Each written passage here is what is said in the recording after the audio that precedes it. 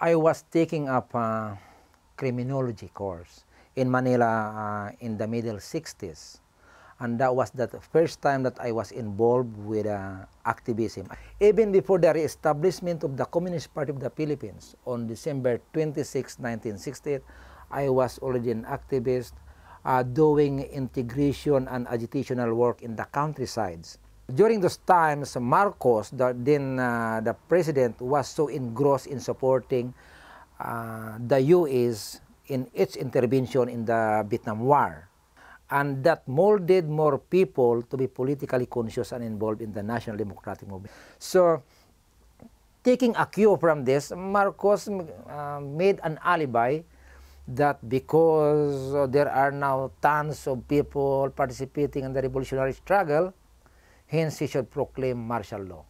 I was alleged to be a member of the New People's Army, and I neither confirm or deny it. But I am proud to be one of the organizers, one of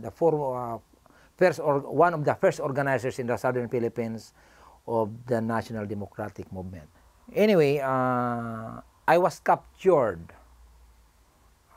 and I was incarcerated for 2 years, and I was incommunicado for 6 months. At least I have tested all the kind of tortures, from water cure to rope torture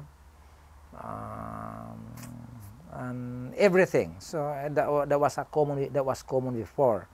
So I was temporarily released after 2 years, but I was not. The condition is that I must have to report to the military every 15 and end of each month, until I was given full amnesty 8 or almost 9 years after that.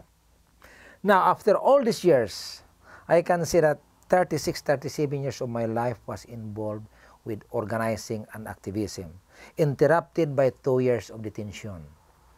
The only thing is that with all this political terrain happening right now, I don't know how far we can go more, but we must have to pause, because as far as there is a small political space, if we are not going to move ourselves that we are conscious, who is going to do for us?